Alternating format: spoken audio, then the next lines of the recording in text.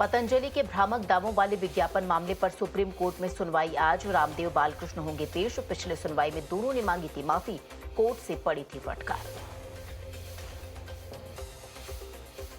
यमुना नदी प्रदूषण मामले पर सुप्रीम कोर्ट में सुनवाई आज। पिछली सुनवाई में कोर्ट ने दिल्ली और हरियाणा सरकार से मांगी थी status report. UPSC topper Aditya Shrivastava पहुंचे लखनऊ। स्कूल परिवार वालों ने किया जोरदार स्वागत। आदित्य ने कहा, यहां तक पहुंचने का श्रेय टीचर्स और माता पिता को जाता है। मथुरा में श्रीकृष्ण जन्मभूमि और शाही ईदगाह मस्जिद विवाद पर इलाहाबाद हाई कोर्ट में हुई सुनवाई। हिंदू पक्ष ने रखी दलील, 30 अप्रैल को अगली सुनवाई। सलमान खान मामले में सूरत के तापी नदी तट पर पहुंची क्राइम ब्रांच की टीम। आरोपियों के निशानदेही पर पिस्तौल की तलाश में जुटी है पुलिस।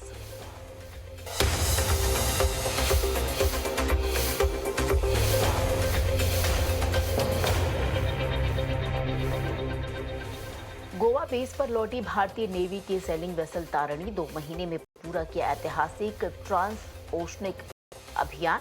ये सफलता हासिल करने वाला भारत का पहला क्रू बना। भारत पाक अंतर्राष्ट्रीय सीमा से बड़ी खबर। अंतर्राष्ट्रीय सीमा पार करते हुए पकड़ा गया घुसपैठिया। सूत्रों के मुताबिक खुफिया एजेंसी कर रही है पूछताछ।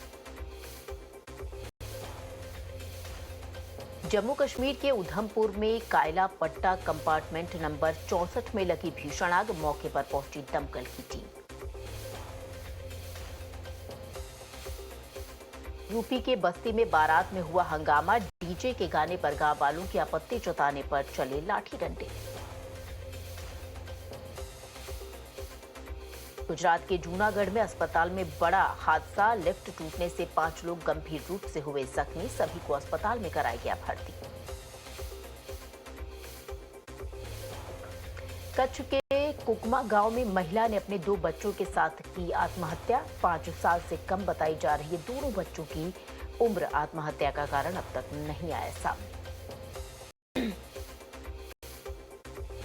मुंबई क्राइम ब्रांच ने हत्या के आरोपी को 10 घंटे के भीतर किया गिरफ्तार। आरोपी ने तेजधार हथियार से 16 साल की युवक को उतारा के घात। दिल्ली के अलीपुर पुलिस स्टेशन के पास चली गोली, एक की गई जान और दूसरा हुआ घायल। पूरे मामले में पुलिस ने अपनी जांच की थी।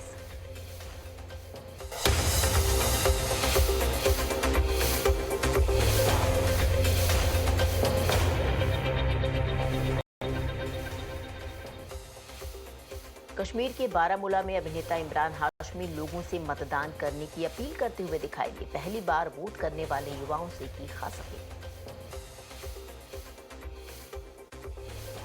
एस ईश्वरप्पा के खिलाफ कर्नाटक बीजेपी की बड़ी कार्रवाई। पार्टी विरोधी गतिविधियों के चलते 6 साल के लिए किया गया बैन। गर्मी की वजह से चुनाव प्रचार के दौरान गिरे बीजेपी पुरी के उम्मीदवार अरूप पटनायक। कार्यकर्ताओं ने अस्पताल में कराया उन्हें भर्ती।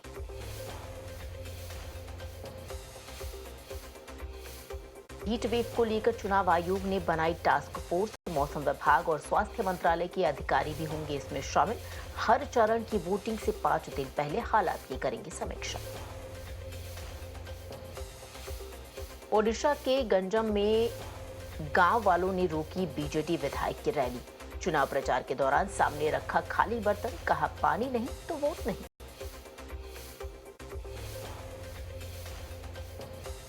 लोकसभा के पहले 2 फेज में 501 कैंडिडेट दागी। 327 पर ऐसे केस जिनमें 5 साल की सजा। सुप्रीम कोर्ट को दिए हलफनामे में हुआ खुलासा। लोकसभा चुनाव फेज 2 के सबसे अमीर कैंडिडेट की लिस्ट जारी की गई। सीट से कांग्रेस के उम्मीदवार स्टार चंद्रू सबसे रईस। नेटवर्थ 622 करोड़ रुपए।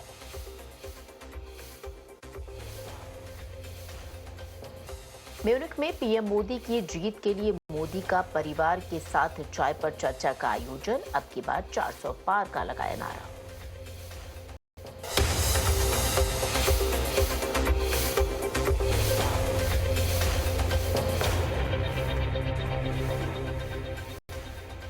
आज राजस्थान में रोड शो करेंगी कंगना रनावत। पीपी चौधरी और गजेंद्र शेखावत के समर्थन में करेंगी चुनाव प्रचार।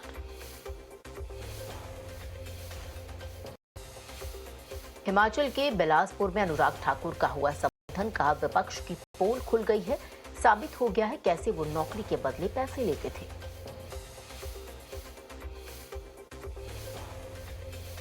बिलासपुर लोकसभा सीट पर अब 37 प्रत्याशी, 5 निर्दलीय उम्मीदवारों ने लिया नाम वापस। बीजेपी के तोखन राम और कांग्रेस के देवेंद्र यादव के बीच अब सीधा मुकाबला।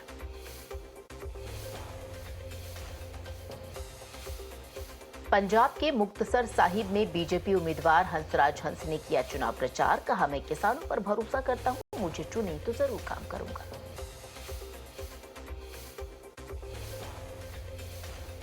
चिराग पासवान ने कहा, हम शुरू से कह रहे हैं इंडी गठबंधन में सहजता नहीं है।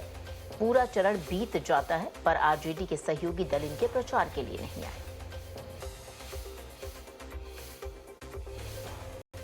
महाराष्ट्र के वर्धा में उद्धव ठाकरे ने की चुनावी रैली। कहा, देश के लिए गठबंधन की सरकार ही बेहतर। देश में एक पार्टी और एक शख्स की सरकार अब से आने नहीं देना।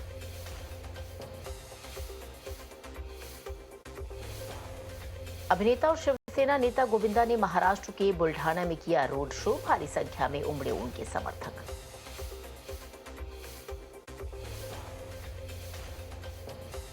रायगंज की रैली में ममता बनर्जी का बीजेपी पर सीधा निशाना। कहा, टीएमसी को बदनाम करने के लिए बीजेपी ने संदेश खाली का हमला उठाया।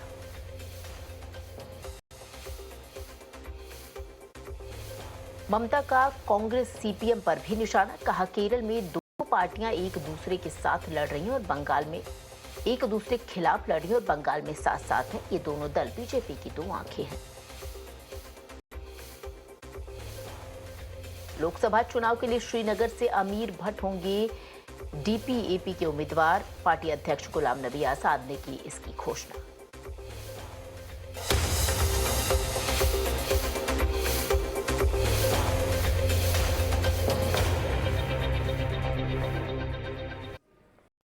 I asked too many questions. I said, that's how discoveries are made. I'm an innovator at UPES University. I am tomorrow. पहले रुलाऊंगा